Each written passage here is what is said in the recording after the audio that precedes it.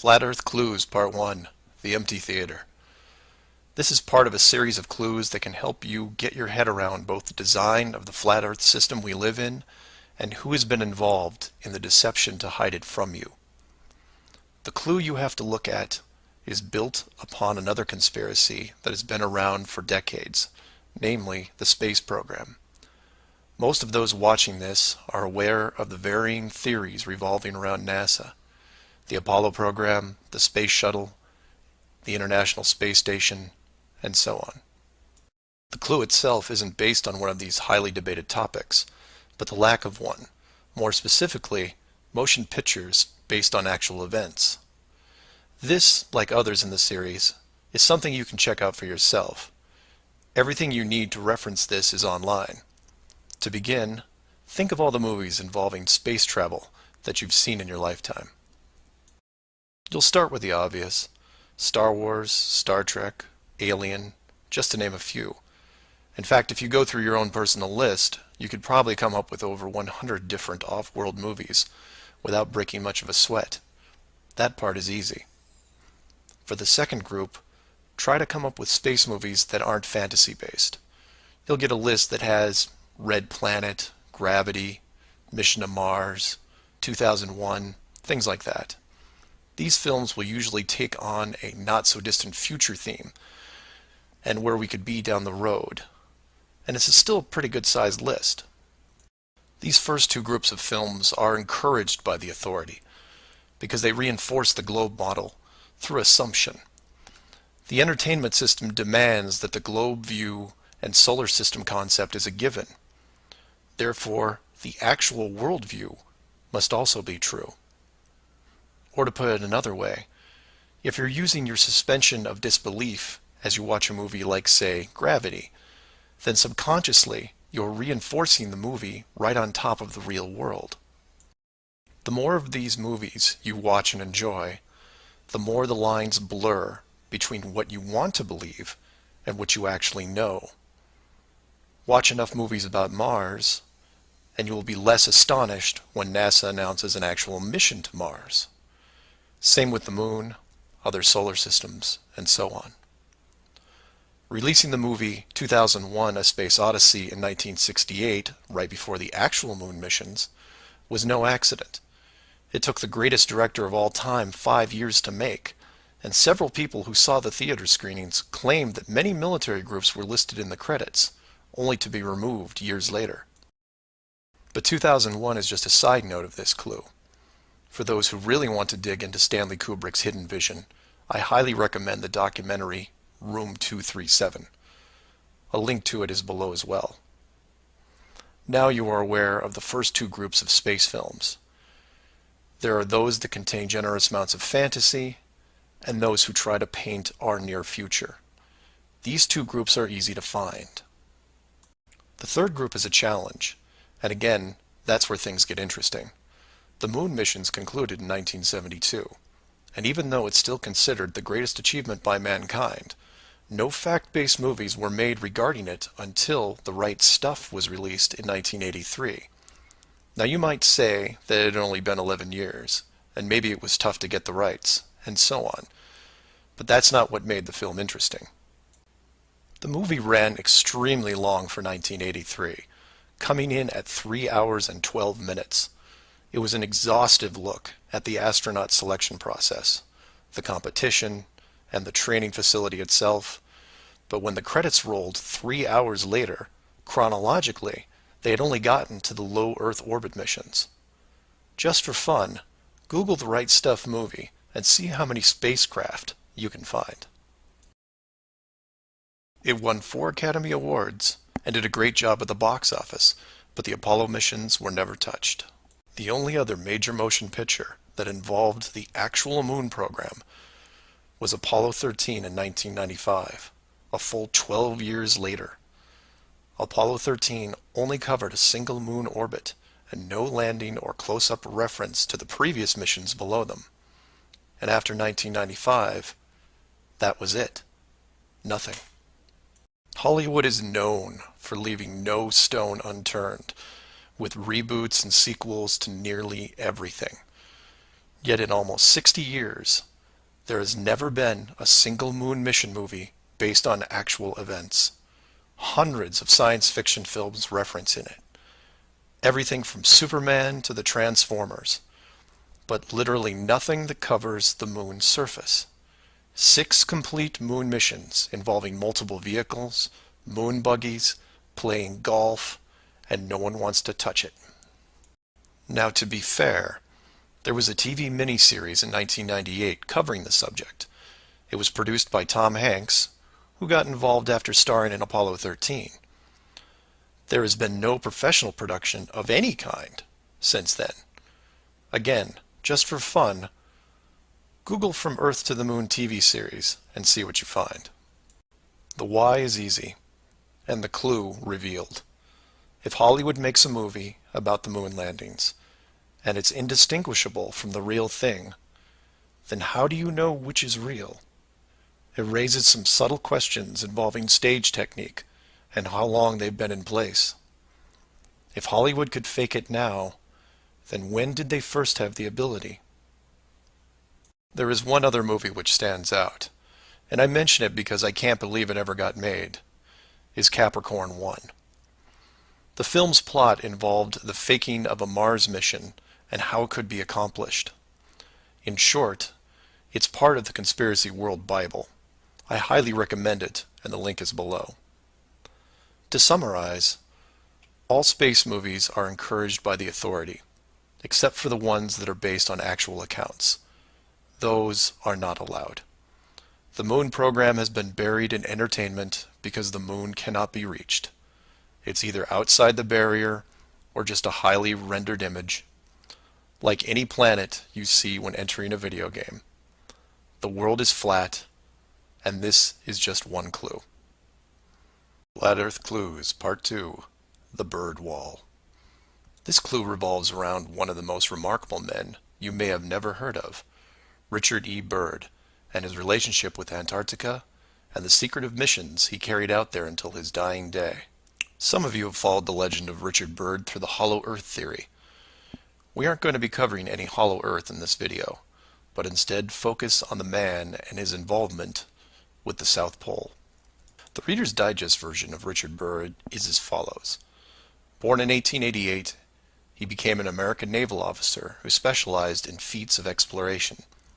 He was a pioneering American aviator, Medal of Honor winner, polar explorer, aircraft navigator, expedition leader in the worst environments in the world, and the youngest admiral in the history of the Navy. In addition, his list of awards takes up several pages in Wikipedia, including 3 ticker tape parades in his honor. In short, he was Indiana Jones on steroids. Some people will say that Roy Chapman Andrews was the real Indiana Jones, and you might be right. But Richard Byrd beat Indy 6 days a week and twice on Sunday. I mention all his accolades to paint a picture of credibility and trust. The governments of the United States and the world trusted his judgment and leadership, and took advantage of every chance they had to put him in charge of special missions. The first large-scale mission was an expedition to Antarctica in 1928. This was noteworthy because even though he had just flown over the North Pole in 1926, all expeditions from 1928 on were focused on the South. The expedition lasted 2 years, and during it, at the age of 41, he was promoted to admiral. His second Antarctic expedition ran from 1933 to 1935, and his third from 39 to 40. While in Antarctica, he was also an advisor for other countries who had their own expeditions, including England, France, Germany, and building off previous countries' expeditions from Belgium, Japan, and Sweden. He then helped lead U.S. Navy fleet operations in World War II, was present during the Japanese surrender in 1945, but then something strange happened. He went back to Antarctica. Now, some of you aren't surprised because he'd been there since 1928, and I agree with you. It's the how that's interesting here. His fourth trip to Antarctica wasn't an expedition. It was a military operation called Operation High Jump. Commanding an entire aircraft carrier group that included 13 support ships, Admiral Byrd led 4,700 men to the South Pole, for reasons that are still shrouded to this day. Some say they were chasing the remaining Nazi fleet, even though Germany had surrendered a full year earlier. Others say there was a Nazi base established in Antarctica during the war, when Admiral Byrd was absent. None of these theories are important for this video. What we do know is that the U.S. had sent an excessively large military force to the ice, all under the guise of peaceful intentions. During this operation, Admiral Byrd told a Chile newspaper this: "The most important result of his observations and discoveries is the potential effect that they have in relation to the security of the United States. The fantastic speed in which the world is shrinking," recalled the Admiral, "is one of the most important lessons learned during his recent Antarctic exploration. I have to warn my compatriots that the time has ended when we were able to take refuge in our own isolation and rely on the certainty that the distances, the oceans, and the poles were a guarantee of safety." After the operation, Admiral Byrd toured the States and gave interviews, the most interesting of which is a national television show in 1954 called The Longines Chronoscope. A horrible name, but a decent show. I've added a segment of it at the end of this video and linked it in the description. During this television interview, he first spoke of an area beyond the South Pole as large as the United States, which no one had set foot on yet. He then went on to say that there would probably be expeditions year after year because the U.S. government had really become interested. The interviewers then probed as to why the interest in the South, when any perceived military threat from Russia, keep in mind this was 1954, would be from the North. He went on to say that it was the most valuable and important place in the world for science. It involved the future of the nation, an untouched reservoir of untapped resources, including coal, oil, minerals, and uranium. He added that at the time of the interview, there were 7 nations currently engaged in Antarctica, including Russia, Australia, Argentina, Chile, and New Zealand. During the interview, the Admiral talked about planning the next military mission to Antarctica. It was called Operation Deep Freeze and ran from 1955 to 1956. The mission was completed, and he supposedly returned home. Now this is where you come in and say, so what? And normally I'd agree with you, except for what happened next. Nothing happened next. The missions just suddenly stopped, and that was it. No other expeditions, military or otherwise, were conducted on the continent, ever. Then a treaty was put in place banning any country from doing basically anything. The end. And if you're wondering what you're missing, it's this. Admiral Byrd goes on television, says that this massive body of land, most of which sits on a plateau 2 miles high, is rich with every resource you could ever want, energy rich, pristine, with no indigenous population or plant life, and every country that has sent teams is ready to carve it up like a big turkey. Not to mention, there's an expanse of land larger than the United States they haven't even looked at yet. And out of the blue, everyone just calls the whole thing off? There are no environmentalists in 1959. This is land of diner food and 20-cent gas. I'm calling total BS on this one. The dollar value of the initial resources find would have fueled armies of greedy companies. So what happened? They found the edge, that's what.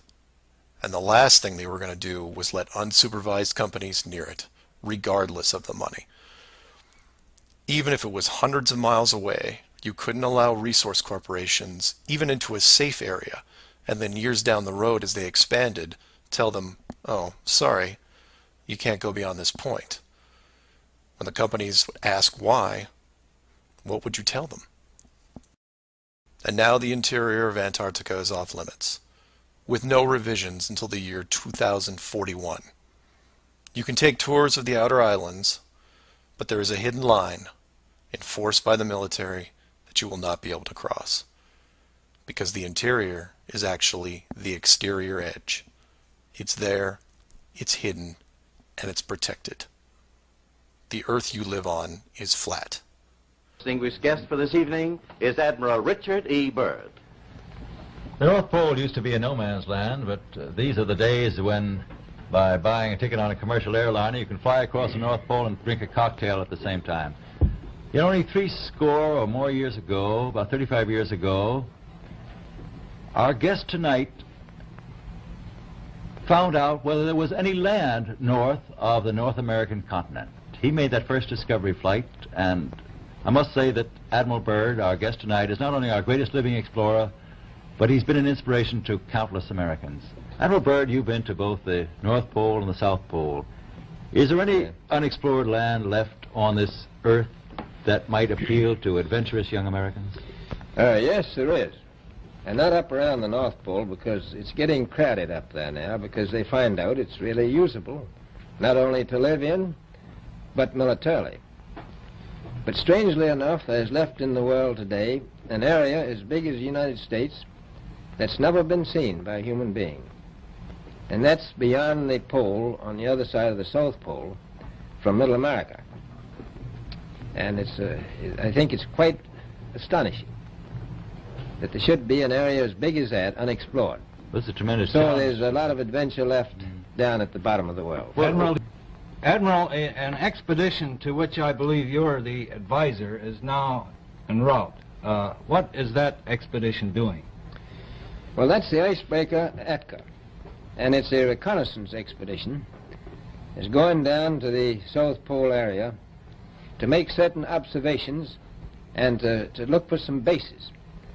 They will be back in April, and they will report back, and upon the information we get from that undertaking, we will base the bigger expedition that's to follow.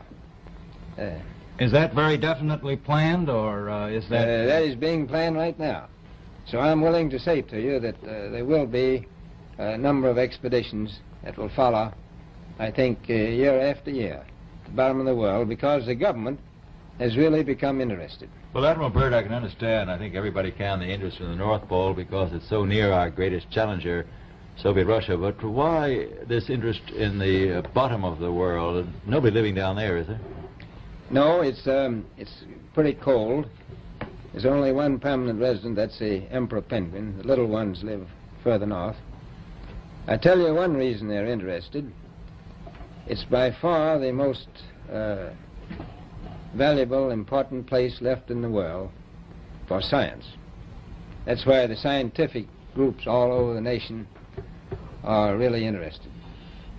But more important than that, it has to do with the future of the nation, those to come after us, or even during your lifetime. Because it happens to be an untouched reservoir of natural resources. And, you know, as the world shrinks with an ever-increasing acceleration, far-flung places, once useless, like we thought the North Pole was, and no man's land, become very useful. The bottom of the world will be important, not only to us, but to our allies. I was going to ask you, does it have military importance?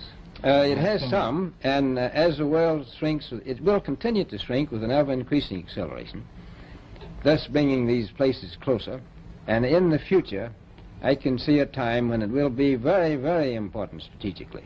Well, has the development of air power increased the strategic importance of places like the very much Palmer so. Peninsula, was that? Very much so. Even now, if anything happened and we lost the Panama Canal, we would have to control the islands just north of Antarctica, which are part of Antarctica. Then between there and Cape... Admiral, you speak of the resources of Antarctica. What are they? What are the natural resources there? Well, we've found enough of coal within 180 miles of the South Pole in a great ridge of mountains. It's not covered with snow, enough to supply the whole world for quite a while. Well, that's the coal. Now, there's evidence of many other minerals. We are pretty sure there's oil. Now, that coal shows the bottom of the world. Now, by far the coldest spot in the world. Where that coal is gets 100 below zero in the winter. Well, It was once tropical. So we think there's oil there, and there's evidence, probably uranium there. Is it any secret? Is there uranium there? That would be the only thing that would be practical to actually go after, I suppose. Everything else would be economically unfeasible, wouldn't it? Well, as we recklessly expend our resources, the time will come when we'll have to go after that stuff down there. Well, you know, I avoided what you said about uranium. I'm not sure about that. I don't want to have the world fighting over the Antarctic. And Robert, is there a competition among other nations to try to get information about Antarctica and possibly to secure some of these resources? Well, yes. There are now 7 nations very much interested. Russia is interested tremendously. That I'm sure of. Australia has an expedition down there.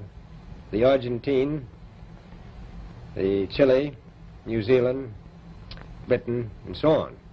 Now, you can understand those people down there being interested because they live down there, the New Zealanders, the Argentinians, the Chileans, and the Australians. And so we don't do much about claiming anything. Admiral, you make this sound a little crowded. Are there that many expeditions now there or en route there? Well, you know, as I said, it's the most peaceful place in the world, but I don't think it will be for long because of this intense interest on the part of other nations and this nation. Flat Earth Clues, Part 3, The Map Makers. For those of you outside the United States, USGS stands for United States Geological Survey, a scientific branch of the U.S. government. Formed in 1879, and with the help of the ever-expanding American Empire, they quickly became the premier map makers of the known world. Currently, they have around 9,000 employees and an annual budget of over $1 billion a year. They also have extensive science departments covering biology, geography, geology, hydrology, and many programs tied to them. Their motto since the 1990s has been Science for a Changing World, and I'm going to show you how true that really is. What does this large, really boring government group have to do with the flat Earth? To understand that, you have to look into their origins, which is in geography. To do this, you'll need to open another page that specializes in maps. The maps you see in this video are from Wikipedia, but there are others you can reference as well. The wiki list of map projections isn't much to look at as a whole, although there are a number of interesting takes in the world view. Not only do they have just about every perspective when it comes to the land we live on, but some detailed information on where the map originated, including name type, the origin or creator, and the year the map perspective was proposed. Now, some of these will be very familiar, especially the ones that you would see on your classroom wall. There are a number of variations here, but the one that has been debated on recently would be this one, the Gauls-Peters, which accurately shows the size difference between the continents, the most obvious clue being that the white continent of Greenland is actually tiny compared to Africa. But I digress. If you keep going down through all the different shapes, you'll get into circular maps, but only one of these is a top-down perspective that shows the continents in the center surrounded by an unbroken ring of ice. In Wiki, it's called the azimuthal equidistant, and just to make it easier, I'm going to abbreviate and call it AE for short. Why is this map so interesting? Well, if you're looking at the Wiki page, you'll spot a few reasons. The first is that in the notes section of the map, and I quote, "Used by the USGS in the National Atlas of the United States." It also mentions that it is used as the emblem of the United Nations. Of all the maps on this screen, it is the only one that references a group of any kind. And if you keep this page open and navigate over to the Flat Earth section of Wiki, you'll notice towards the bottom of the page a similar map. I've referenced it here, and you can tell quite easily it's identical, but not referenced or linked as the AE model. To make things even more strange, we go back to the USGS model, and you see that it was first proposed 1,000 years ago, and you may think, well, that's a bad link. So you compare it with the person who proposed it, and you get this guy. Al-Biruni. Who was Al-Biruni? Well, he lived around 1,000 years ago and was considered one of the greatest scholars of his era, schooled in multiple sciences. Have you ever heard of him? I hadn't. Maybe it's multiple bad references in Wiki. Well, no, because NASA knows who he is and named this moon crater after him. So why is the USGS using a version of the world map designed by a 1,000-year-old Persian scientist? Because it's correct. That's why. So to be clear, let's compare them again. The United Nations flag, the USGS official map of the Earth, and the flat Earth model. All identical, but one isn't recognized and instead ridiculed as an outdated look at the world.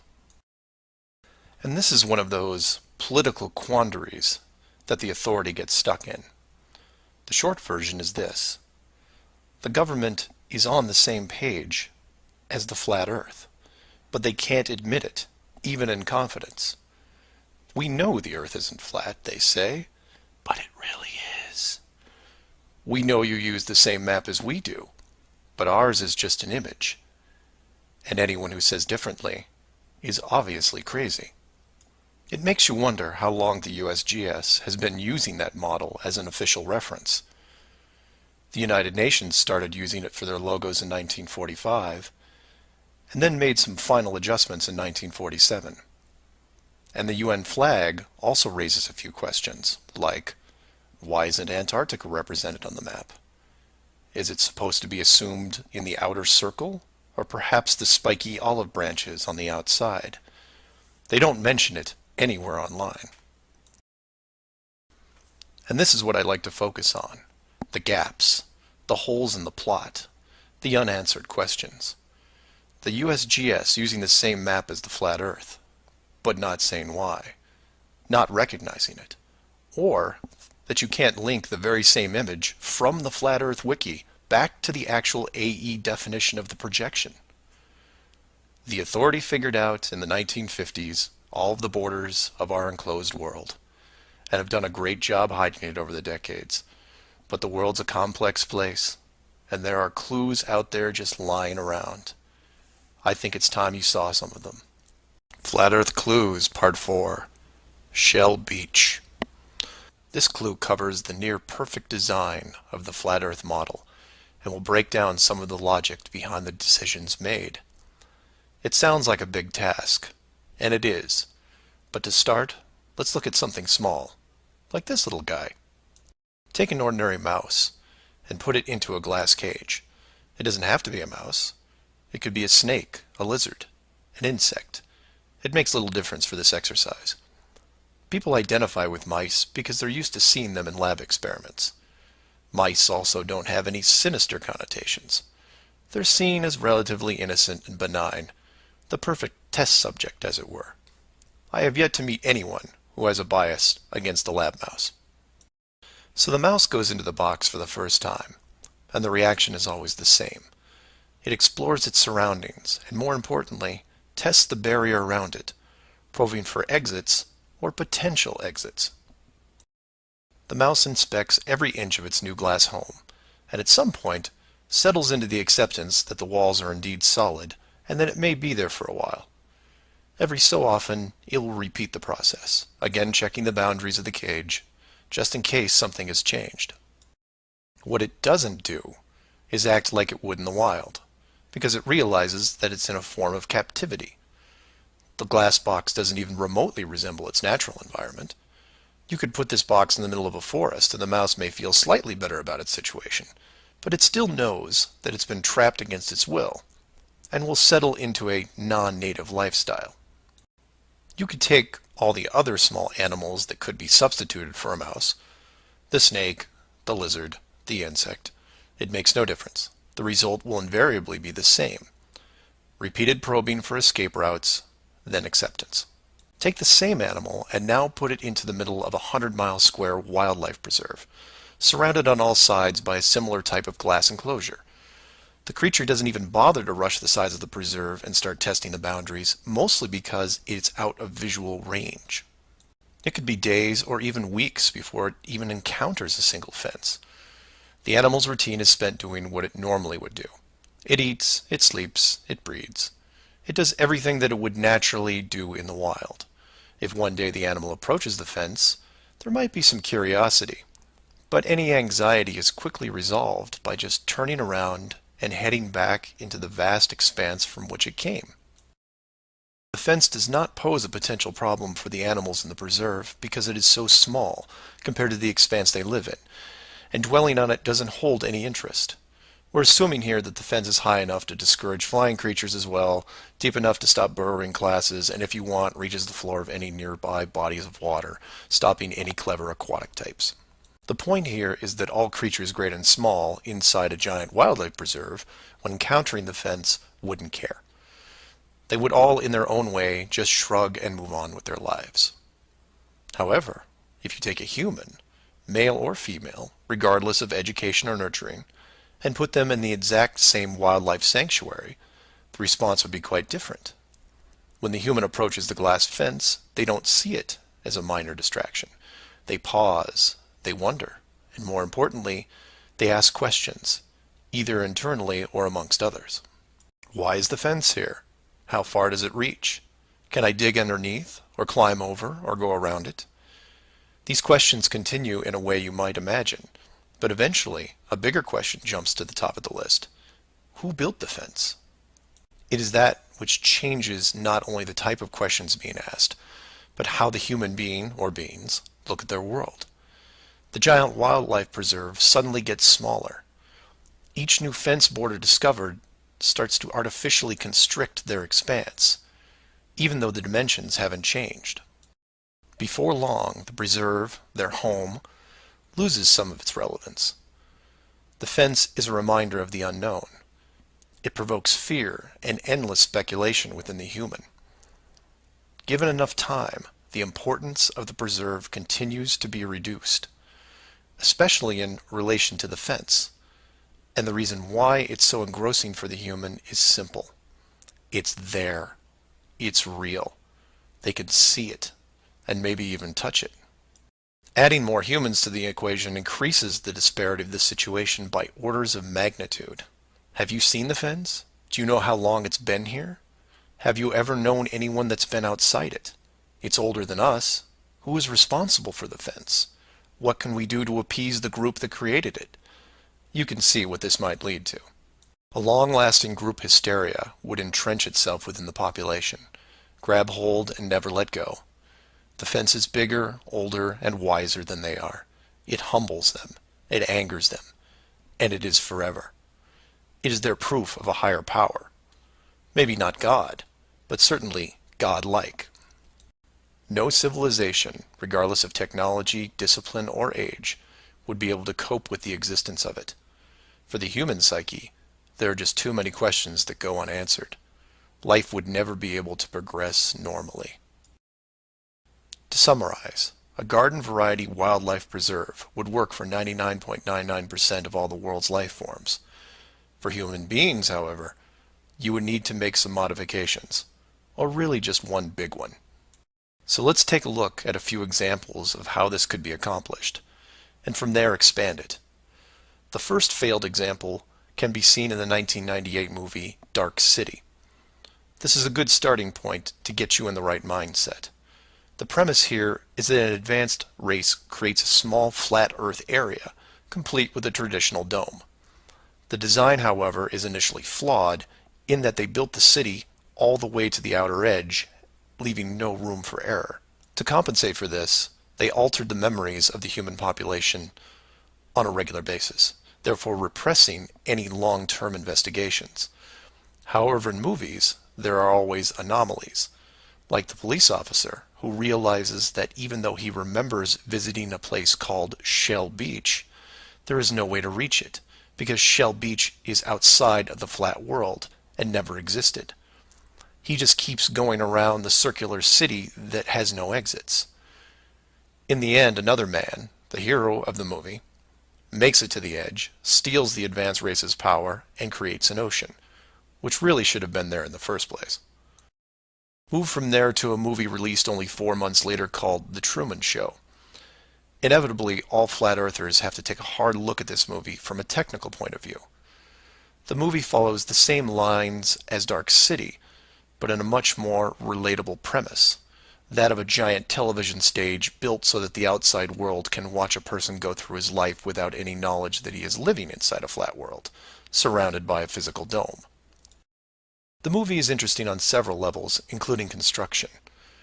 Using their existing model of a small town, bordered on one side by a large lagoon and wilderness, and the other a seemingly expansive ocean, while better than Dark City, still had its flaws.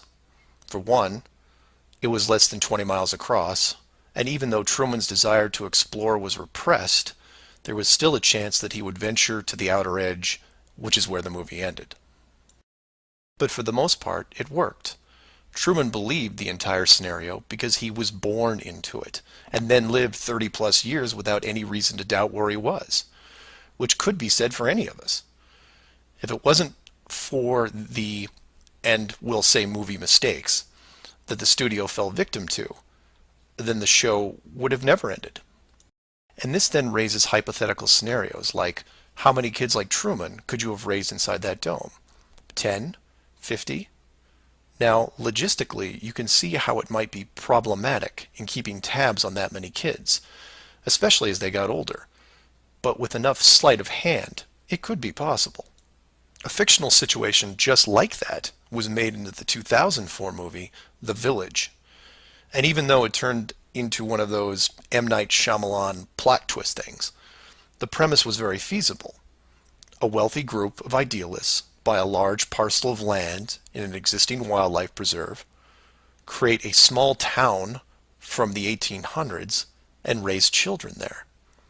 They pay off government officials to keep planes far away and spread a myth that monsters live in the forest. As far as the kids are concerned, they actually are living in a small Pennsylvania town in the 1800s. And being born into it, why wouldn't they? If the story continued, eventually the elders that founded the town would all pass away, leaving the children to pass on the legacy, free from any burden of guilt that their world was not what it appeared to be. And keep in mind, this was done with very little land manipulation and no dome. This then circles back to how many actors the fictional Truman Show really needed to hire. Other than the leads who did product placement, the rest of the town could actually just live their lives like anyone else. Use phone lines to call outside, go to restaurants, watch television at home, and so on. But again, I digress. Assuming the technology was possible, how many people like Truman could you keep in a dome the size of, say, a state that was hundreds of miles across? Probably thousands. If you kept expanding the size of the dome to a few thousand miles, well, then you're talking millions. But when it gets that big, something interesting happens. You don't need the actors anymore. Start it up like The Village, and within just a few generations, everyone is oblivious. And you can leave them to their own devices. Starting to sound familiar? In fact, the larger you make the enclosed world, the less micromanaging needs to be done. It gets easier as it scales up. This brings us back to the missing modification you need for the human race. To keep the storylines consistent and remove all the hocus pocus of monsters in the woods or that you can't get to Shell Beach, you place in gradual negative reinforcement, one that creates an illusion of choice. Say, for example, that Truman went out in the sailboat the same as before, but this time the dome was twice the size and the simulated ocean far larger. How far would he travel before getting hungry, thirsty, or tired? The movie ending is then in doubt. And if you compare this scenario where you are now, then you start to see it. Look at the flat Earth map again. Continents grouped in the center, surrounded in all directions by hundreds of miles of salt water. Think about how much further ancient ships would have traveled if you could drink what you were sailing on. As you move closer to the edge, the temperature starts taking a nosedive. Then you start seeing icebergs. If that doesn't stop you, Then you run into what we call Antarctica, which is a steep climb 2 miles up with no plant life or indigenous livestock animals. And if you had the wherewithal to make it that far, you would still have hundreds of miles of endless ice and snow. It's easy to see why so few people have gone the distance. Compare this to the upper ceiling, which is much easier to maintain.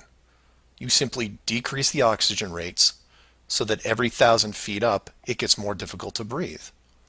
This slows down exploration over mountain ranges and discourages limited control flight, such as balloons.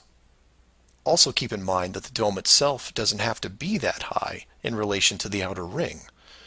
With commercial aircraft capping out at 10 miles and rockets less than 400, the dome would actually look more like a stadium roof, depending on how you wanted to display things like the sun, moon, and stars. An enclosed world with these type of safeguards would be able to sustain an unknowing population for, say, what, 4,500 years? Then you could artificially introduce a globe model into the scientific community before the civilization technology reaches a point that could lead to discovery. And 500 years later, here we are. A civilization inside an amazing structure, doing what we would naturally do, while the authority stands by the gate and fears the consequences if we ever found out for ourselves. Flat Earth Clues, Part 5, The Status Quo. This clue covers the inevitable and sometimes frustrating question of why the authority would go to all the trouble of hiding the flat Earth. My hope here is to show you different angles and a progression of events, all of which lead to a very changed world, both physically and mentally. To open, we have to go way back to when the world was a much more simple place. You had your 5 major religions, including Buddhism, Hinduism, Judaism, Islam, and Christianity. Each of these groups had their own version of what is known in Genesis as the firmament, or the flat circular world enclosed by a solid dome-like barrier from where the creator, or creators, looked on. I'm not going to explore all the subtle differences between the groups. Suffice it to say that it's interesting that despite their differences that led to acts of horrible violence between them, there was no real Earth model debate. So around 500 years ago, the science community, led by Copernicus, who probably had a little help, introduced what we now know as the heliocentric, or globe model of the world, which in turn changed the solar system, galaxy, and so on. The religions, seeing that this globe model was gaining popularity, feared a loss in the fan base, so they all adapted their religion to include the globe model. From their point of view, it was a small change from a circular to a globe world, and really, in a few generations, who would remember anyway? So the churches, mosques, temples wrapped up their flat earth model in a metaphoric soft cloth and put it in the drawer with the good silver for safekeeping. Remember this, because we'll come back to it later. And hundreds of years went by, with science promoting all the aspects of the globe, and the religions promoting their beliefs upon this globe. The world kept spinning, so to speak, and everyone was happy. Then in the early part of the 1900s, you get this pesky explorer named Richard Byrd. He has family money, all the right connections, and secures basically unlimited funding and the government green light to probe every piece of unseen territory there is. It was inevitable, I guess. A young man who has an unquenchable desire to see all that there is to see, and then granting him the tools needed to accomplish this goal. He pulls a Truman and gets lucky, crossing the vast salt ocean, avoiding the icebergs, arriving at the frozen coastline, and he keeps going. He was never going to stop. One day, after crossing hundreds of miles of high-altitude ice and snow, Admiral Byrd sees it, a barrier. And to him, it's just a barrier, not the barrier. He is but a tiny speck in front of it. It stretches out on both sides as far as he can see, and straight up so far that he can't discover the beginning of the arc. The great explorer now has a new challenge, finding the shape of this thing. It's much like a blind man describing the elephant. Until you feel out the whole thing, what do you really know? If you look at the AE, or Flat Earth Overhead Map, you see the problem. To even determine the scope of the outer wall, you have to circle it. It would have taken months, if not years. You could use a series of ships going in opposite directions, or planes, but there are refueling stations that need to be built, and so on. His task was challenging to say the least. Admiral Byrd kept laying the groundwork of the great discovery until his eventual death in 1957. A year later, the United States and Russia found the upper edge. From there, the math was easy, and moreover, you could actually see the real world. Then, of course, there is the decision, or deception, depending on how you looked at it. The authority made the call to hide the actual shape of where we live, then sealed off the outer edge from prying eyes, and created the space program not only to reinforce the globe model, but to control it. There was really only one reason they cared about this, and it takes a while to process. So let's look at the immediate effects of actual disclosure and work our way up to the authorities' biggest fear. For this exercise, we'll look at releasing the news today, instead of, say, 1958. While 1958 would have been easier, it's much more relevant and entertaining to explain it in modern terms. We start with a press conference by, let's say, the United Nations, who have discovered that the world is indeed enclosed in a giant high-tech dome of unknown origin and age. The public reacts with wonder and awe, trying to take in the sheer scope of this announcement. Facebook crashes, Twitter crashes, entire mobile networks crash. It's like hitting a beehive with a sledgehammer. News organizations around the world send teams to the outer edge to confirm the finding, and the general public is glued to their media devices. That's the good news, the excitement, the revelation, the positive shock. Then the bad news starts coming in waves, some of which you might not expect. The first is the immediate disbanding of NASA and all other world space programs, for obvious reasons. Most governments will secretly pardon these groups and keep them immune from class action lawsuits, the lawsuits themselves coming from NASA investment groups, claiming fraud. Regardless, everyone at NASA, despite their good intentions, is out of a job overnight. And this is where you would say, good, they deserve it. About time they stopped lying to everyone. Oh, but it doesn't stop there, because every contractor and subcontractor that are exclusively tied to NASA, they have to shut down as well. Fine, a few thousand jobs lost, no big deal. And the ripples continue to spread, some bigger than others. Observatories all over the world close their doors, and the reasoning is this. If you've been looking at the ceiling for decades and couldn't tell it was a ceiling, then what good are you? Every university in the world that has an astronomy or astrophysics program, well, they don't anymore. Stephen Hawking, his book writing days are over. Carl Sagan, no more nova in syndication, I guarantee it.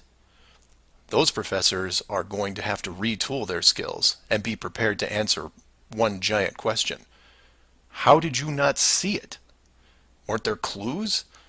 People start finger pointing, and it will continue for years. And still my fellow flat earthers will say, well, hell, that doesn't sound too bad. So some nerds around the world lose their jobs. So what? You don't get off that easy, is what. The finger pointing at the now defunct NASA will then turn to finger pointing at the government, who directed the whole thing.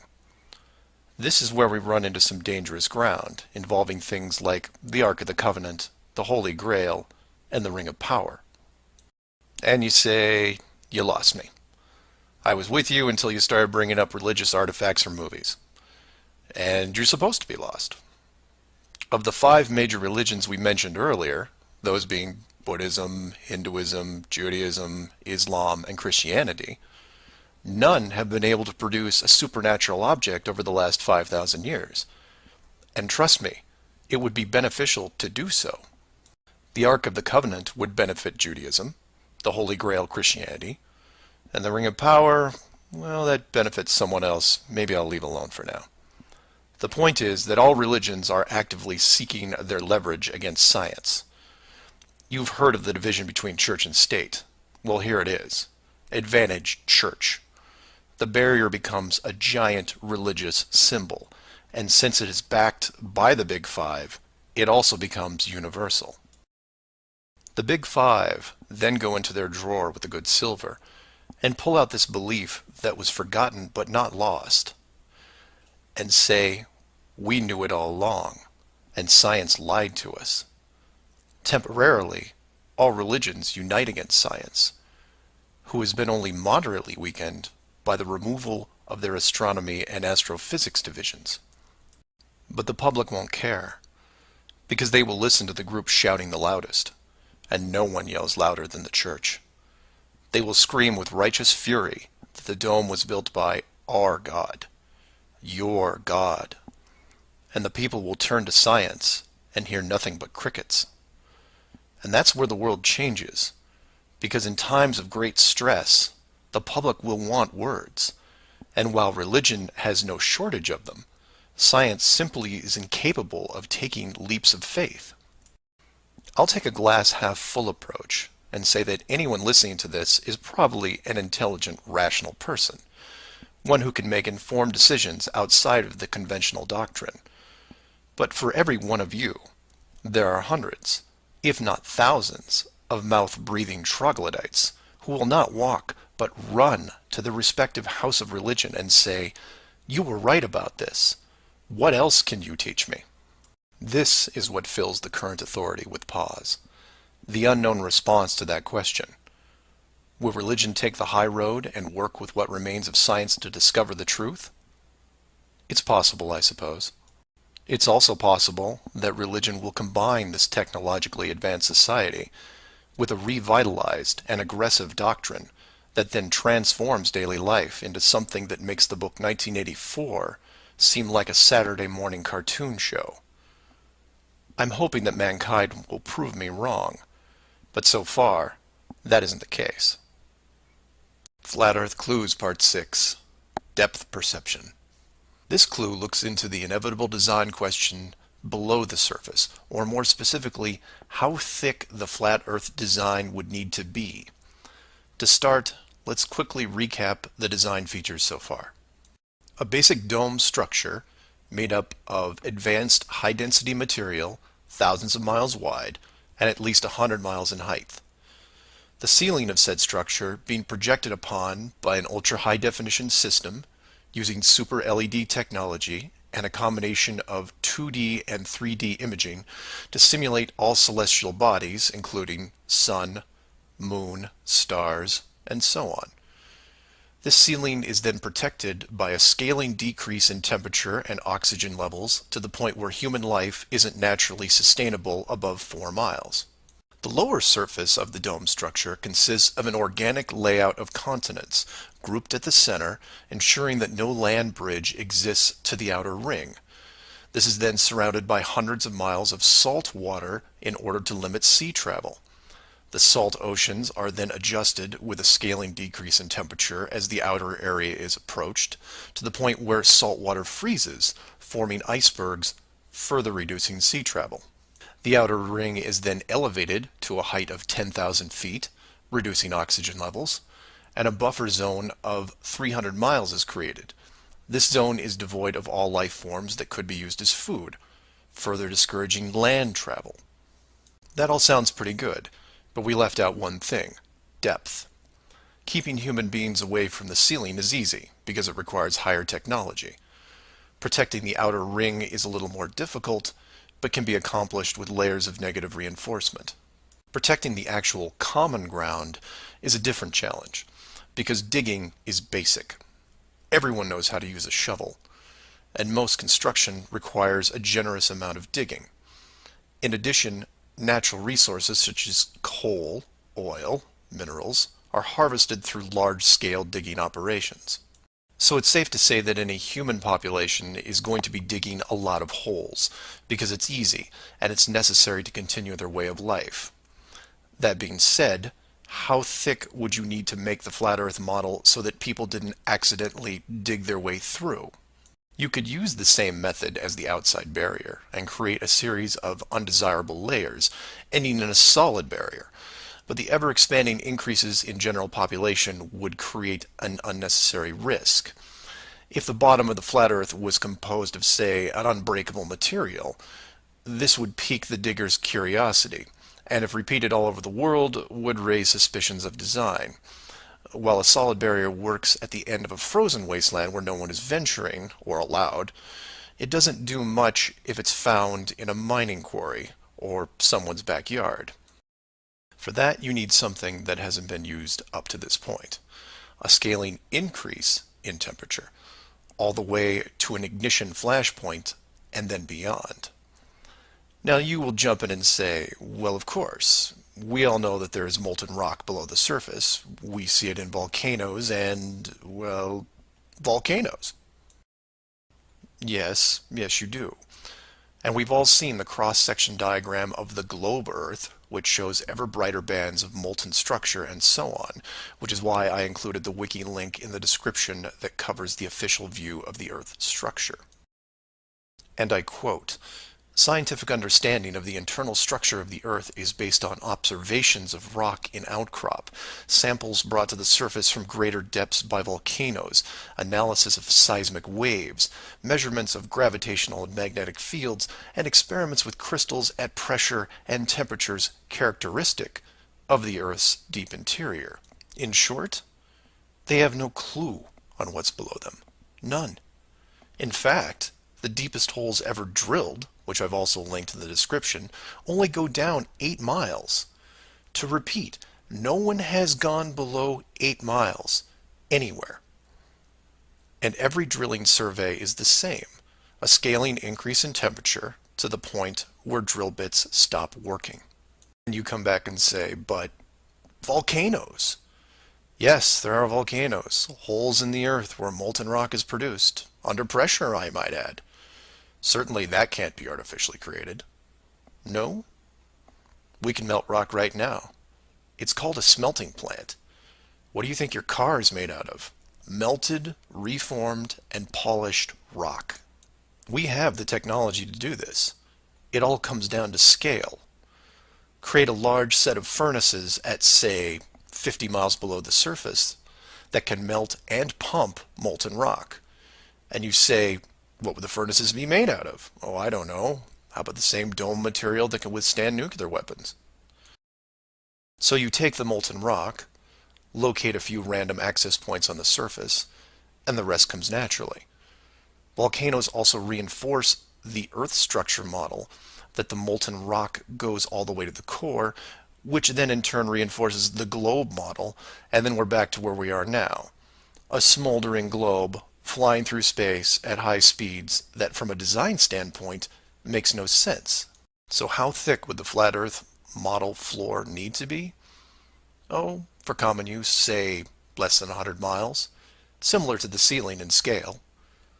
Large heat generators placed in a pattern, a thin layer of molten rock 10 to 20 miles down, which is really just a geologic pipe system to help with the generation of terrain.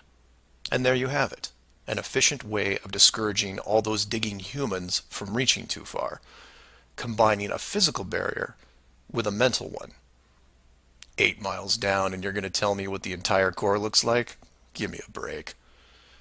Flat Earth Clues, Part 7, The Long Haul.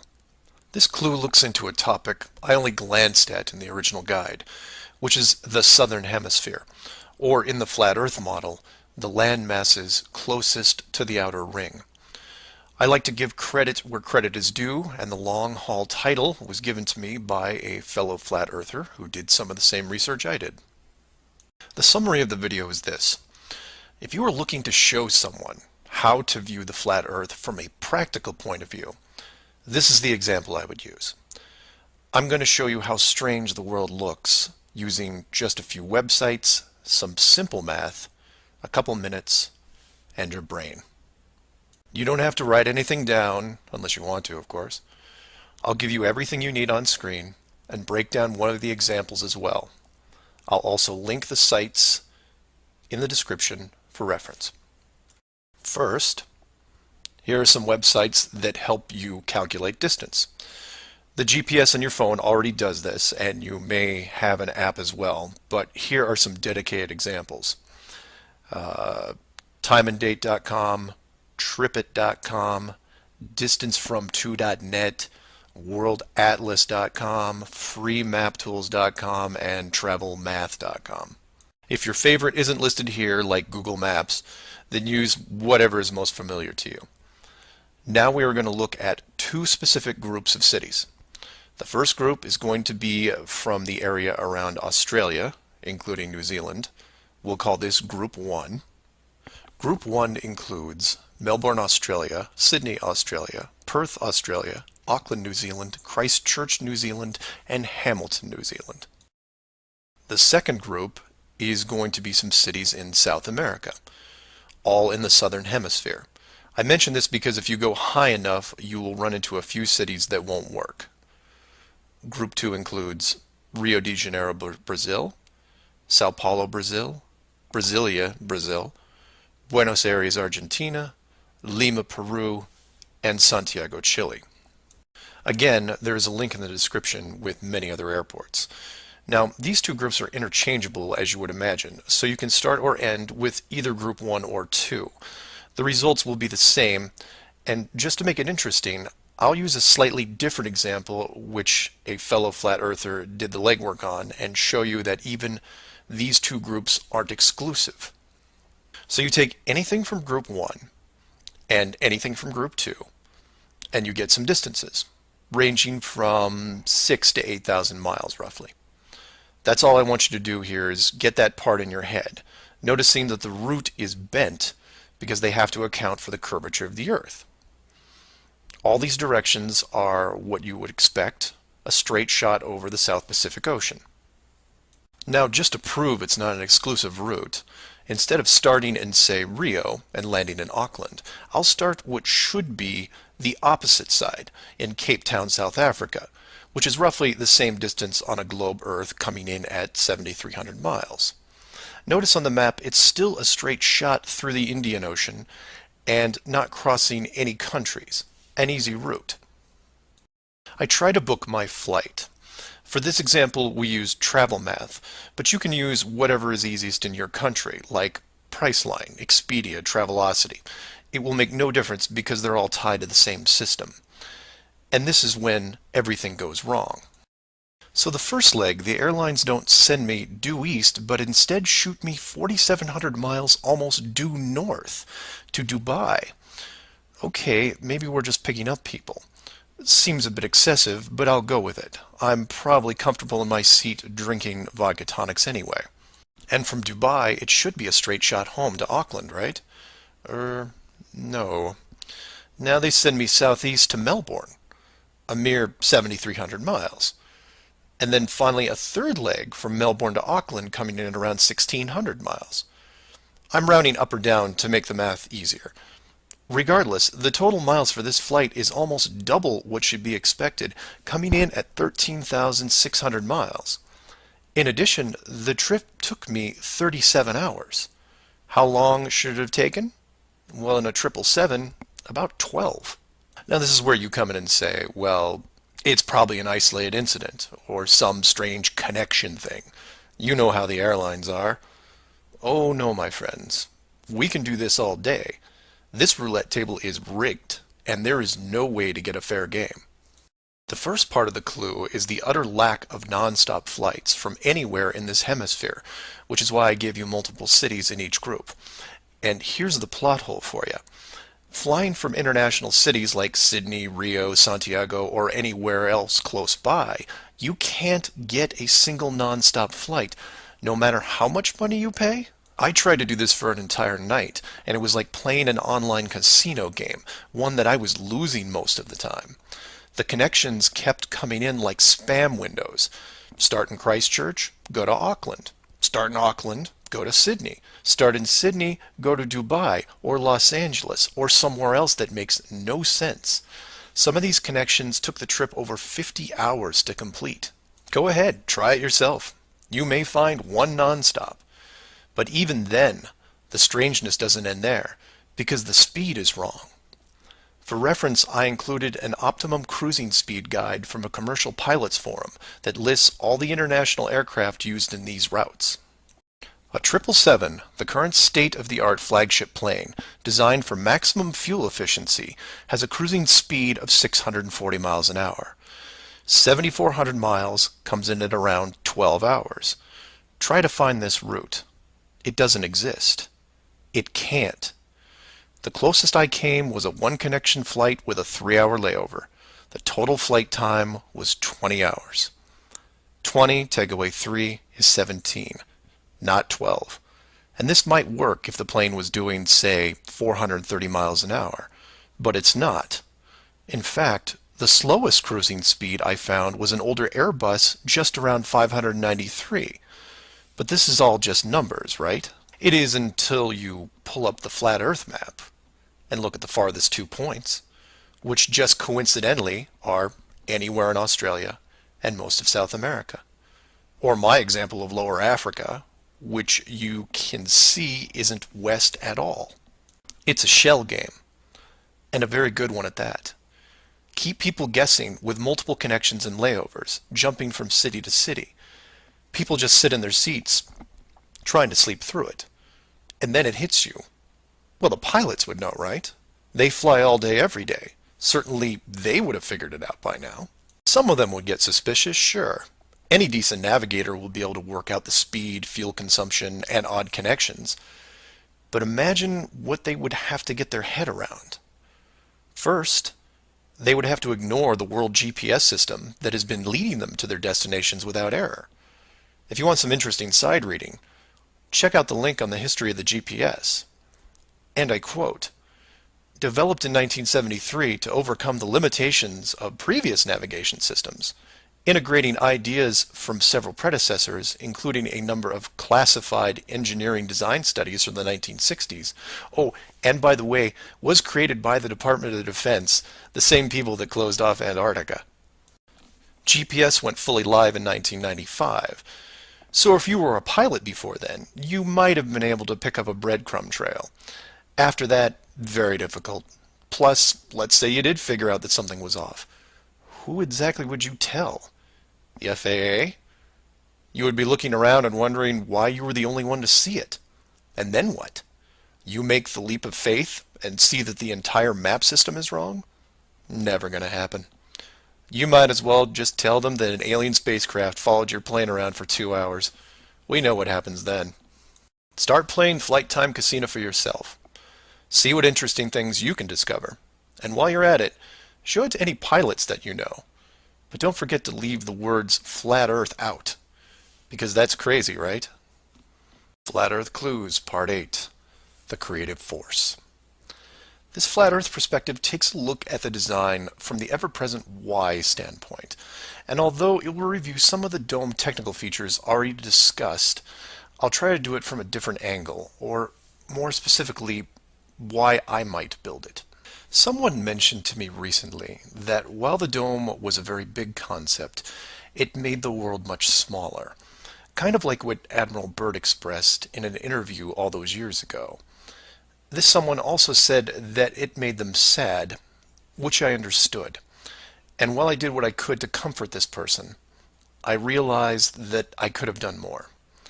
So this video is for the people who look upon this world with their new eyes and start drifting into a state of melancholy. To preface, this isn't jail, nor are you lab rats. And before I'm done, I hope to show you a version of why. To start, let's look at an old story, one that you may have heard involving another enclosed world, kind of like yours. I say kind of like yours because the finished design that you are sitting in right now took several revisions in just about every aspect, much like any project. You come up with ideas, you see what works and what doesn't, and you improve the process until you come up with something that, while not everyone agrees upon, satisfies the best of all criteria. One of the first dome layouts involved a race of people who were supremely driven by ambition. They didn't have a word for lazy or fear. They absorbed knowledge very quickly, incorporating physics, advanced electronics, engineering, and drove their technology with energy from the enclosed world itself. And when their technology had reached the point where the dome structure was discovered in its entirety, there was no reaction of wonder and awe. They just looked up and squinted at the sky. Eventually, those squints turned into glares. Oh, they had religion, to be sure, and it was tied to their daily lives, but to them, this wasn't religion. It was a challenge. Almost like they weren't that impressed. Hard to fathom, right? Seeing that your world had borders, but instead of being afraid, shaking your fist at the sky with arrogance. But that's what they did. So much confidence and might that when they found out where they really were, a new priority was created. At first, they dedicated broadcast channels to calling the dome builders out, demanding answers, and ran them day and night. At the end of each cycle, the words kept repeating, "We know." But arrogance ebbs at patience, and their demands were met with silence, which was taken as blatant dismissal. This fueled their ambition even more. The people withdrew all their efforts from breaching the outer barrier and formed a new plan. If the creators were not going to submit, then they would build a bridge and meet them at the gates. So a building was designed, but to call it a building was to call the pyramids a sand castle. It was the greatest structure ever conceived, at least to them. It was to be over 30 miles wide and hundreds of miles high, enough to reach the dome ceiling itself, where they would meet the builders face to face. They abandoned nature completely and pushed aside ecologic systems to accomplish their goal. They cannibalized entire mountain ranges, which they used to admire and love, to acquire the raw material for the awesome structure. The work crews built with flawless precision, and it was obvious that it was going to succeed. A bridge to the edge of the sky itself. The work would only pause long enough for the mighty armies below to look up and yell, "We come for you," so loudly that on a clear day you could actually feel the dome shake. And the creators, faced with their first great challenge, decided to start again. And the people were changed, their language fragmented so that the builders couldn't continue. The tower was dismantled, their technology removed and forgotten, and the people scattered. A new group was introduced to the dome, divided in every way imaginable, so that unity was next to impossible, and everything slowed down. Languages evolved and devolved into other dialects, and the languages produced text, which produced different forms of culture, and some amazing things began to happen, the most important of which was the arts. The dome builders saw the artistic pool develop into several distinct forms. Everything drawn in any medium on a flat surface. Everything molded that took on a three-dimensional shape. Everything that produced music. All things that make up the human form and motion. And all the written works. Pictures, sculptures, music, dance, literature, the arts.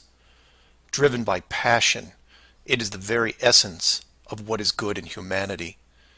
Once this was recognized, all dome methods put in place were to cultivate and enhance this process.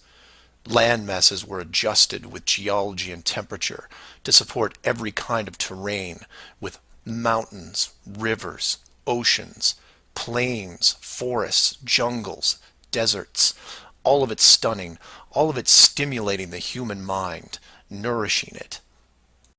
And the modifications continued with seemingly endless shades of weather. The The sky was overhauled, a moon added, and layers upon layers upon layers of stars, so that one day, when the people were able to see further than their own eyes, there would still be something new to see. And the arts flourished, but there was a cost. The languages and division of cultures had put the population at odds, and wars were raging at regular intervals. The dome builders debated if the price was too high. Plans were drawn up to make more changes, until they noticed that the arts thrived even through the worst of conflicts, producing grace and beauty despite their burning world. It was wonderful and terrible at the same time, and the debate outside the barrier continued to intensify until a majority spoke out and said, "This world is a creative force, and we must see what it leads to. The barrier must be hidden at all costs." So the globe model was put into the population, and both science and religion adapted to it. The arts grabbed onto it like a new drug, the creative minds of the world exploding with new concepts. Their universe was now infinite, and the rules changed. Science then led to science fiction, which opened up everything else. Books, pictures, sculptures, dance, and music, all reaching deep into space. Decade after decade of wonderful possibilities, rising above the ashes that were at their feet. And it's not just the artists, it's everyone. You affect others, who affect others, who inspire others, who build it, paint it, sculpt it, sing it, who then put it up on a pedestal and hold it under the light and say, "This is a piece of who we are." And for every one of them, there are hundreds of others who, for whatever reason, were unable to express the songs and images and stories that are in their heads. Imagination is far more important than knowledge because it is limitless. It is your shield, your sword against the cruelty of destructive forces. There are those right now who live in chaos, whose life is surrounded by a swirling nightmare from which they think they'll never escape.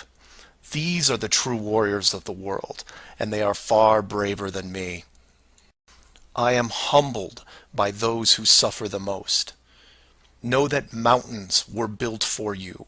Oceans were built for you. All of this was built for you, your struggles, and your trials by fire.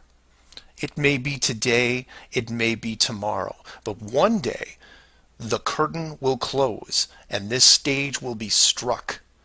And when the dust settles, no matter where you are right now, you'll see the big picture and have new eyes, and you will be shown what wonder really is. And as you leave this most magnificent of theaters, heading towards the next, my hope is that you'll pause, look back at the stage and say, "I was actually in it, you know, right there in the thick of things, and it was a sight to see." Because it really is a hell of a ride. Imagine what the next one will be like. Flat Earth Clues Part 9, The Magic Show. This flat Earth perspective initially started out as a problem-solving exercise that was going to be built into Clue 7, otherwise known as the Long Haul. But after some research and a little patience, it has evolved into something that warranted its own section, and is a perfect example of good things come to those who wait. So emails and phone calls have been coming in, almost all of them positive. Several people from around the world commented on the southern plane routes. They said that while 95% of the long routes in that hemisphere were connections, which in itself raises red flags, there were a few pesky non-stops that seemed to contradict the overall logic. The question then posed to me was obviously, are they real flights? Could they be put there to throw the Flat Earth group off? If it was a trick, could I figure out what it was and how it was accomplished? I accepted the challenge and started my impression of Morgan Freeman as he went up against the Four Horsemen magician crew. Now, admittedly, I was skeptical to start, because the flights went against the third rule, that being the flat earth has no shortcuts. Only a globe has shortcuts.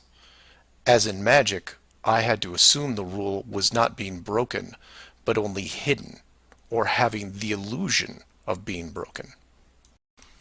But first, I had to see the trick itself.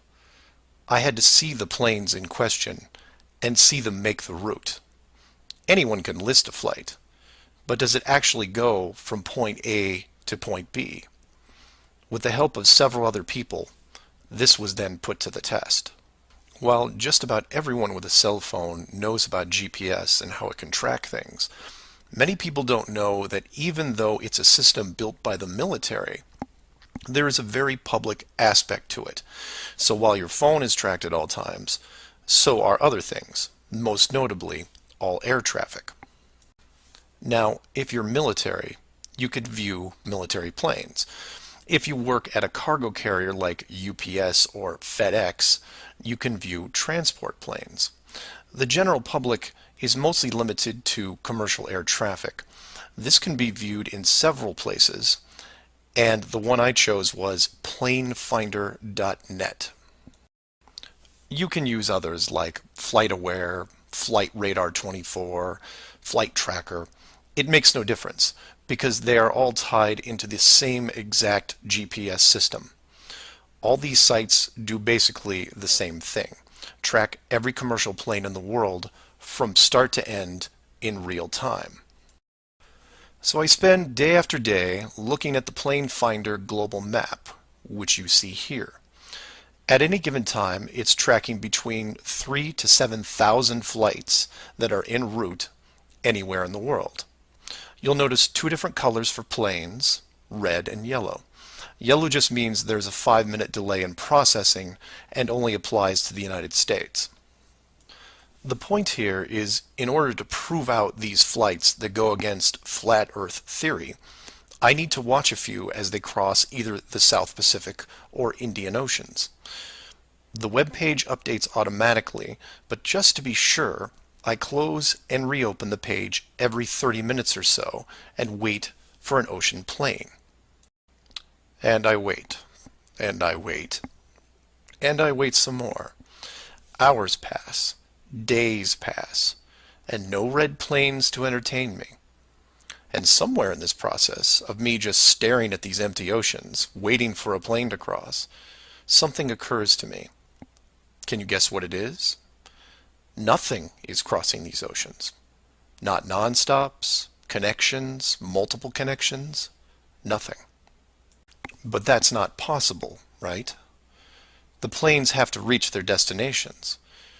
So I change gears and just watch the coastlines of anything in the southern hemisphere, and I start to see it.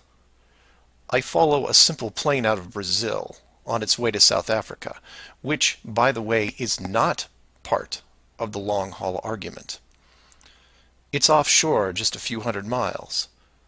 I get something to drink, and when I come back, it's gone.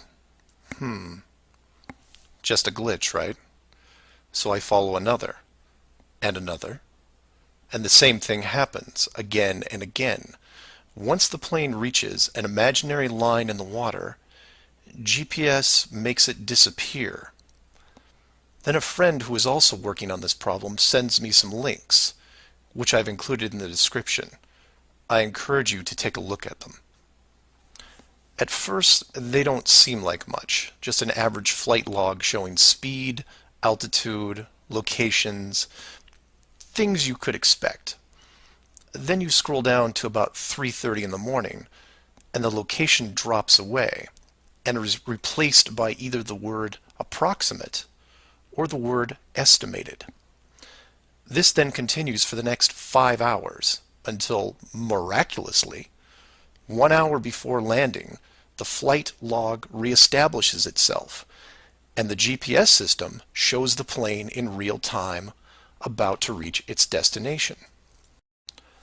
So to be clear to those who may not be seeing everything here, The flights are being dropped off GPS, and their flight data is also turned off and stays off until they are almost on top of their arrival point. And you say, well, that's how GPS works. Well, no, because the northern hemisphere has planes flying all over their oceans. And then you say that maybe it's a localized southern hemisphere thing. And I say, then why are all the flights over or near land perfectly tracked? Furthermore, this is a U.S. based system with Americans flying on vacation every single day. You're telling me that those people aren't going to be tracked? In addition, the Vanishing Plane Act is happening to not only the South Pacific and Indian Oceans, which I would expect, but also the South Atlantic, which isn't part of the flat Earth argument. There are a bunch of flights that cross this relatively small ocean between South America and Africa, and every one of the planes is hidden shortly after takeoff. So then you say, what would be the purpose of hiding those shorter routes in the Atlantic? It's because of something I didn't see right away. If you hide one flight, you have to hide them all. Showing the GPS routes in the Atlantic, but leaving out the Pacific and Indian Oceans would raise different questions. So the logic here, despite being very sneaky, is sound. The third rule is that the flat Earth has no shortcuts. If you look at the azimuthal equidistant map again, and look close, you notice that while the South Pacific, South Atlantic, and Indian Oceans make up the lower sections on a globe, they make up the outer ring on a flat model. In that model, there is no shortcut between Australia and South America. If you are creating flight routes, you have only two choices. You take the long way around, clockwise or counterclockwise, and stay on the ocean, or you cut across the land in the middle. But if you cut across the land, you have to create connections, because on a globe it wouldn't make sense to fly over the top of the United States to get to South America. Neither of these choices are ideal.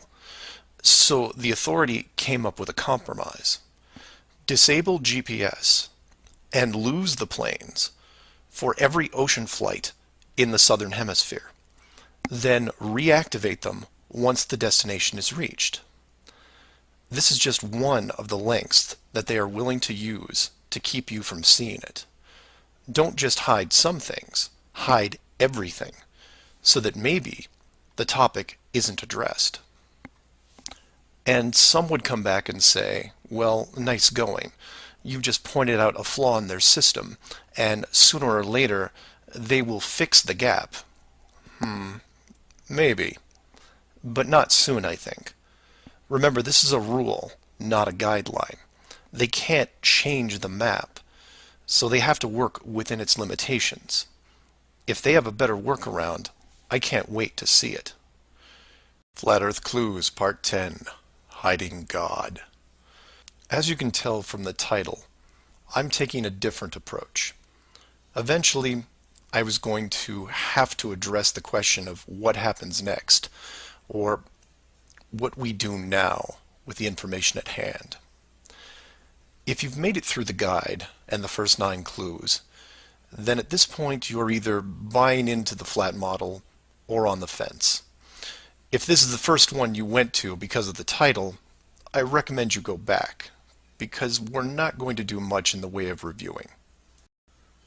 But if you're still with me, then you would agree that 1, the world you've been taught has been kept from you, and 2, one way or another, you would like to prove this out. So how is this possible?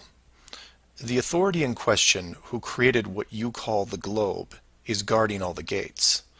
They protect the sky, the outer edge, and most importantly, the education system that shows us at an early age what they want us to see. Nobody listening to this has their own spaceship or advanced rocket program. Nobody actually owns a long-distance icebreaker. And while some of you may have a private plane, I wouldn't recommend testing a military barrier that technically doesn't exist. But then again, you have to remember that this is not the story of David and Goliath. The hidden world was never going to be sustainable forever. As a civilization evolves, the tools the authority uses as a method of control become more vulnerable. I've learned many things about systems over the years, and one thing that I find most interesting is as layers of strength increase, the higher the chance that they can be used to your advantage. But maybe I'm talking in riddles. I should be boiling it down to what can be done by showing you what's being hidden, what's important, and how it can be spread to others without looking like a crazy person. To be clear, and I can't stress this enough, do not start conversations with the word flat earth. Think of it like Fight Club. The first rule of Flat Club is that you do not talk about Flat Club. Before you started waking up and watching all these things, you were like me. You laughed and mocked everything that was flat earth. You may have learned faster than others, but the knee-jerk reaction by 99% of the people was created the day they sat down in a classroom and stared at the globe. Look at the videos. Not just mine, but others who are putting forward some great arguments, and ask the questions that people can relate to. I'm going to introduce 3 very important questions that you can use, each with a statement that precedes it, and each statement is a motivation for a different group of people. If you don't fall into one of these 3 groups, then I guarantee you know people that do. The first statement is this: you are being hidden. What do I mean by that? Well, this goes back to Clue 7 and Clue 9, which talk about the flights in the Southern Hemisphere. If you are flying a plane over the Southern Hemisphere, your flight is not being tracked. How can this be used to find out the truth? It's simple, it's quick, and it costs no money. No matter what country you live in, send a quick note to your local, state, or federal representative and ask them this question: why are citizens of our country flying over oceans without the safety net of the GPS system? And remind them that GPS stands for global, not partial. Without GPS, anything could happen to your plane and no one knows where you are. And while you're at it, remind them that the GPS system was built by the United States Department of Defense, who never does anything small.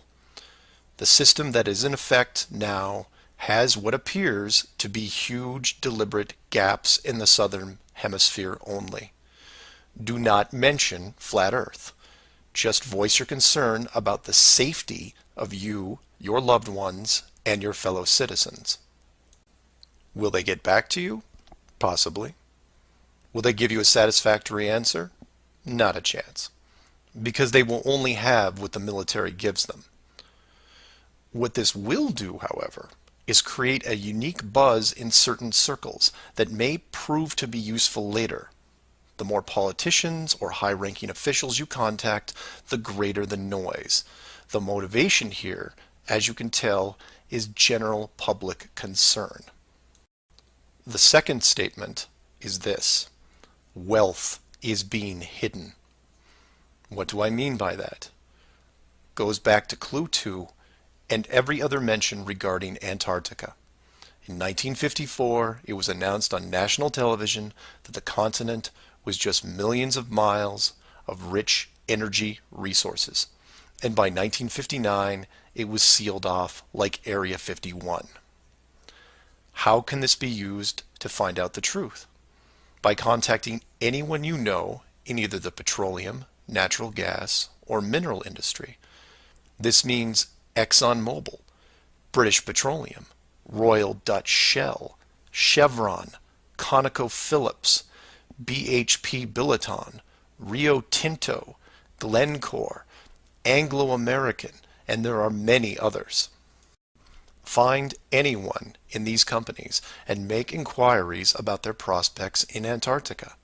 Send them the link to the Admiral Byrd interview and ask them why, if there are no environmental conflicts regarding oil, gas, or mining, why aren't they allowed to even petition the idea, even when the world's energy resources are dwindling more every day? Put the sound of money in their ear. They may not be able to break through the decades of red tape laid out in front of them, but it will create a buzz from a different side, the motivation of greed, and of pristine resources just begging to be harvested. And finally, to preface the third statement, I need to thank all the people who have sent me stacks and stacks of biblical scripture, asking me to stop dancing around the title of the flat model and call the structure what it really is. And you know, they have a point. I have put myself at a distance because I want to reach people who are outside of religious faith and even outside of general conspiracies.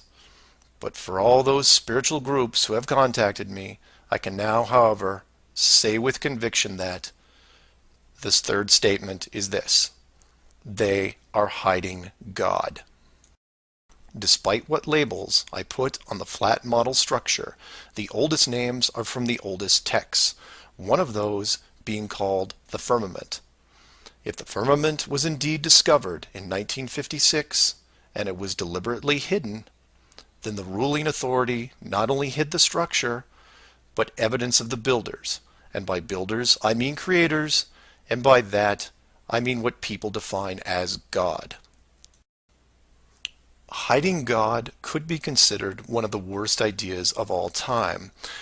And if you are a person of great or small faith, you have a vested interest in any evidence that would solidify and vindicate your years of dedicated service.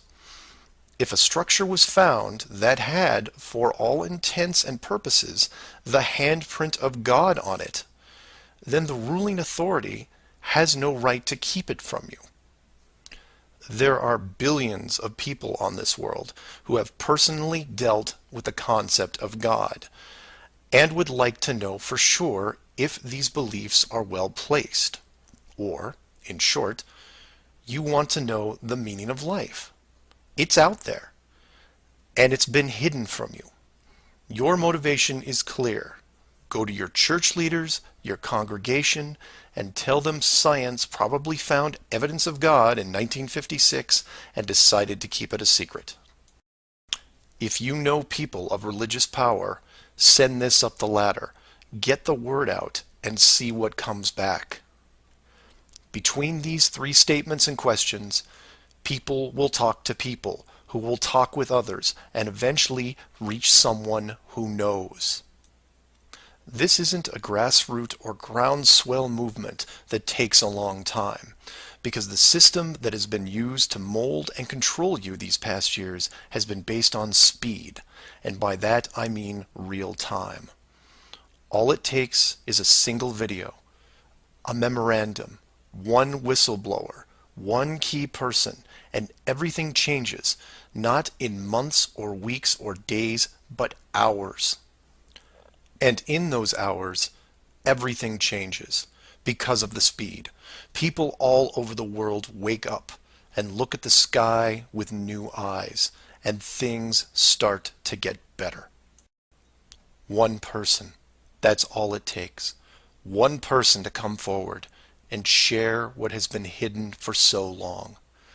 Maybe someone who is tired of all the games. Maybe someone who has gone year after year burdened by such a heavy secret. Maybe you, who are listening right now, who is looking for a reason to come forward. This is it. And if you don't want to walk into the light and be the hero, I understand. But if you can't, for whatever reason, then be anonymous. Share the message and help us make this world better, because it can be better. For everyone else, give this person an opening. Give them the opportunity and give them the support they need to help reclaim what's left of our civilization, because we need it now more than ever. I will keep spreading the word for as long as I can, in hopes that everyone that hears it starts seeing things with new eyes. And I encourage each of you to do the same. And maybe one day we will learn to treat others better than we treat ourselves. Flat Earth Clues, Part 11, Souls in the System. This is part of a series of clues that can help you get your head around both the design of the flat Earth system we live in and who has been involved in the deception to hide it from you. This clue looks into the recent past, or more specifically, an odd but interesting piece of conspiracy lore. What I hope to show here is an example of how an enclosed system, once revealed, can change the world very quickly and in ways you may not have realized. To start, we need to go back a little ways to a controversial 2004 documentary called Astronauts Gone Wild. For those of you who missed this strange little gem, the summary is this. The producer-director Bart Winfield Sibrel went out to prove that all the moon landings were elaborate hoaxes. To do this, he set up interviews with the Apollo astronauts, giving them the impression that the interview was just routine. He then produced a Bible and asked each of the astronauts to swear on the book before the interview started. The interview was then supposed to be a series of detailed technical questions designed to trip up the astronauts. During the process, there was quite a bit of tension and some very uncomfortable moments, including one actual fist fight.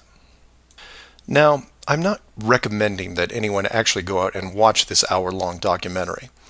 For me, the astronauts have had to live with this guilt a long time, and leaving them alone seems like the humane thing to do. What interested me, and moreover what piqued my interest then, wasn't the unoriginal questions the reporter posed, but how the astronauts reacted to the Bible itself. None of the Apollo pilots would put their hand on it and swear that they went to the moon. In fact, most treated the book like it was made of plutonium. This puzzled me for years because it went against the basic rules of any cover-up, one of which is lie about everything. Now, the pilots of the Apollo program had done many interviews over the years, many televised, and had been going through their song and dance without really any instances of contention. So why not just go through the motions again? It is, after all, just a book, right?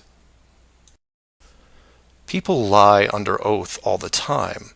It's called perjury, and every country has an extensive system of laws and punishments to deal with it.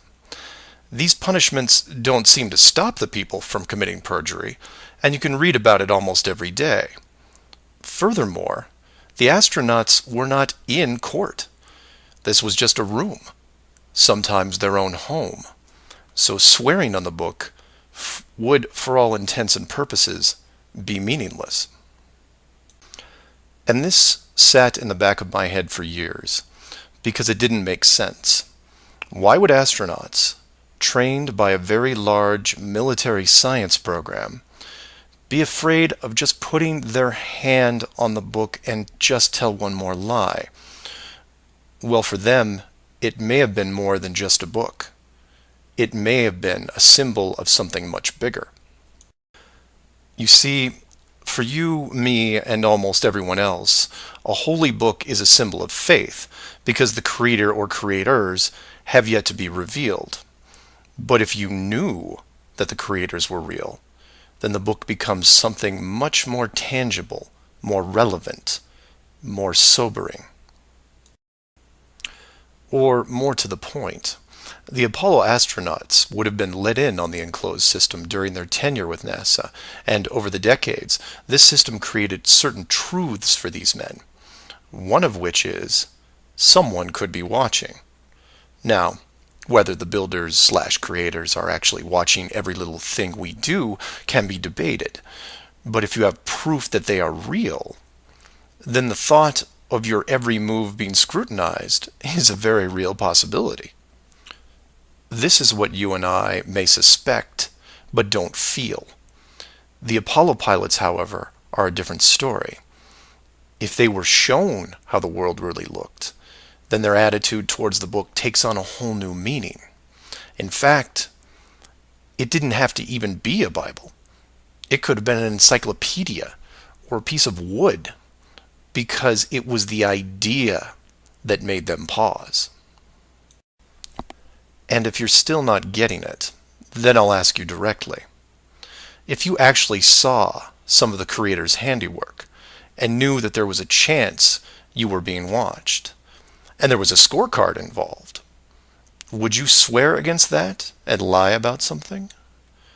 Would you roll those dice and take the chance?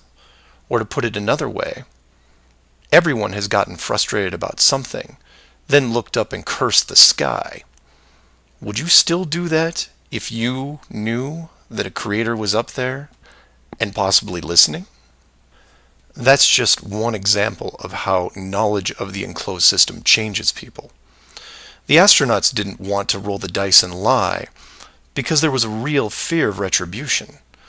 And while they were confident that a bolt of lightning wasn't going to strike them down, they also weren't going to push their luck. And we all take on the same approach in daily life. Everyone who drives has run a stoplight. We know when we see the yellow light that it's too far away, so we hit the gas and hope for the best, especially if the traffic is light and we aren't putting anyone in danger. But you take that very same intersection and put a red light camera on it, well, then things change, don't they? Do you hit the gas and roll the dice? Not a chance. You hit the brakes and hope that you can stop in time because you are being watched. You may not be a model driver by any sense of the word, but you understand this rule and this place, and you don't break it. And this one aspect is why I'm pushing so hard to see the enclosed system revealed. Because as a civilization, we seem to be only as good as what we can get away with. This isn't an issue with freedom, it's an issue with doing the right thing. You know that running red lights is a bad idea. The camera is a reminder of that. Imagine all the things that would change for the better if the enclosed system was revealed. Would you lie to hurt someone? Would you rob a bank, commit fraud, or embezzle? Would you steal anything unless your life depended on it? And while people would still get angry and fight, would they maim each other? Would they kill? Would anyone knowingly commit murder? Would you bully or extort people for profit? In fact, knowing that the world was created, would you do anything malicious towards anyone? If the world is not a globe, but instead enclosed, then wars end.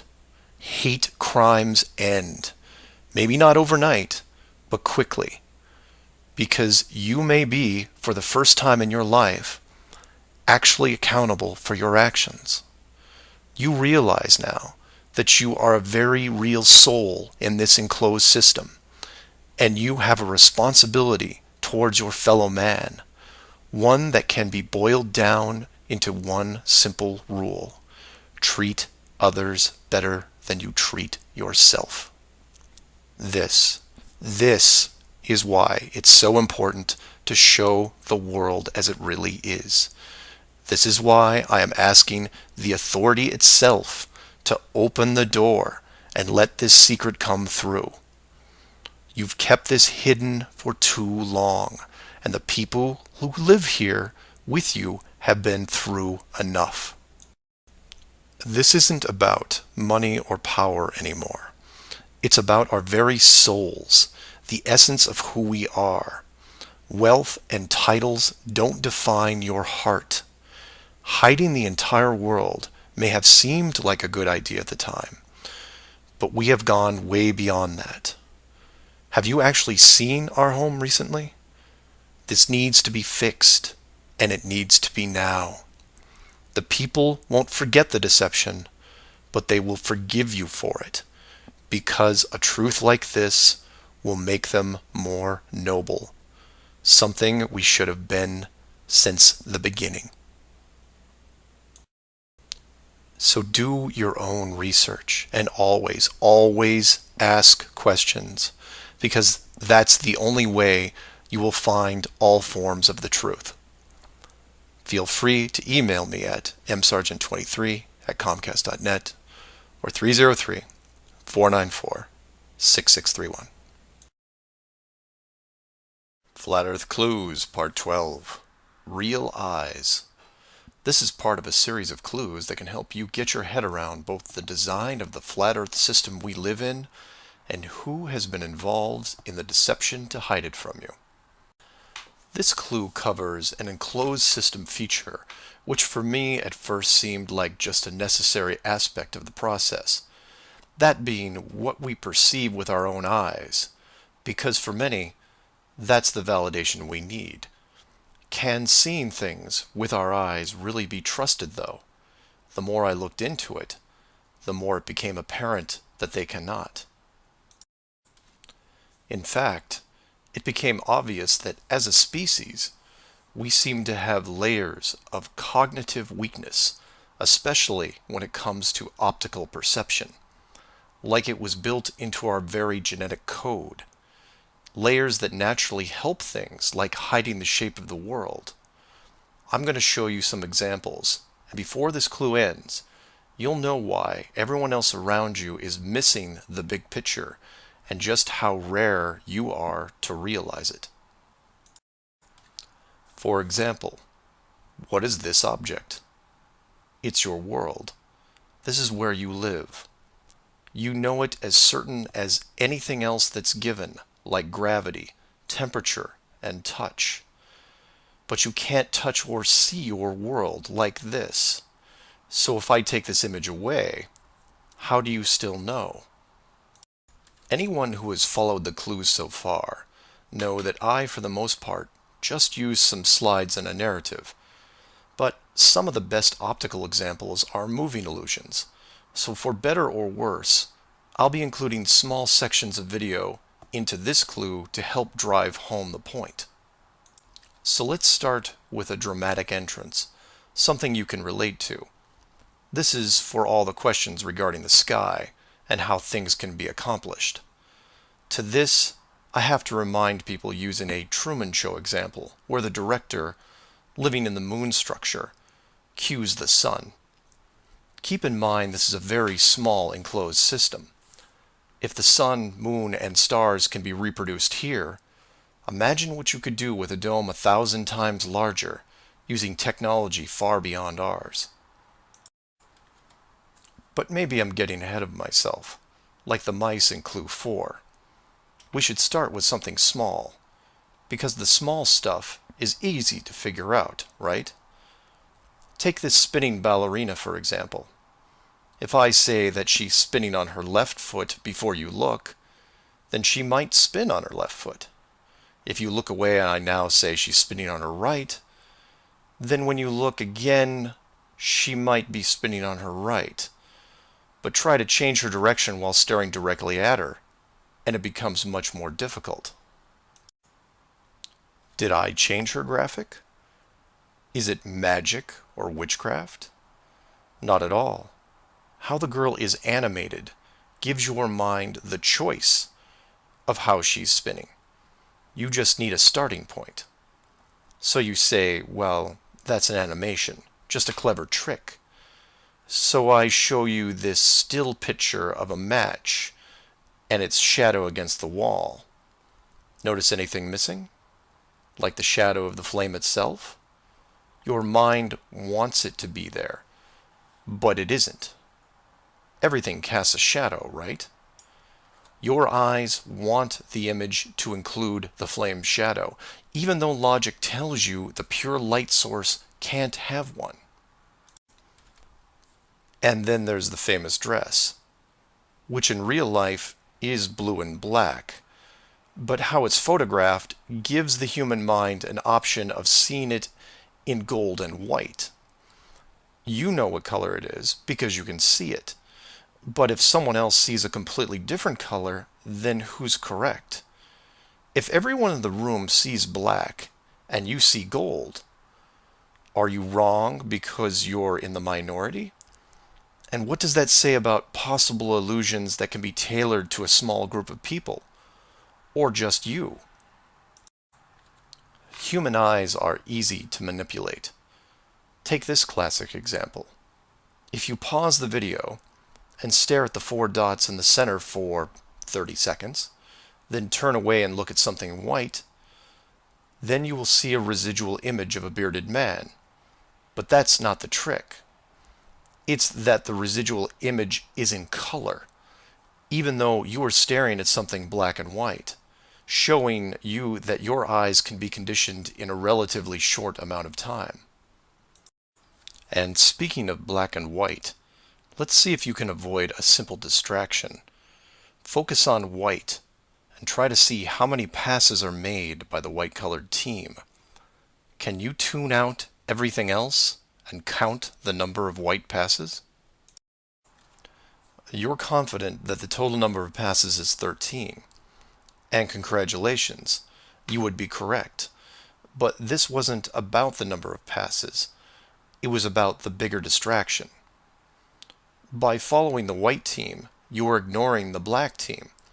And, moreover, everything black.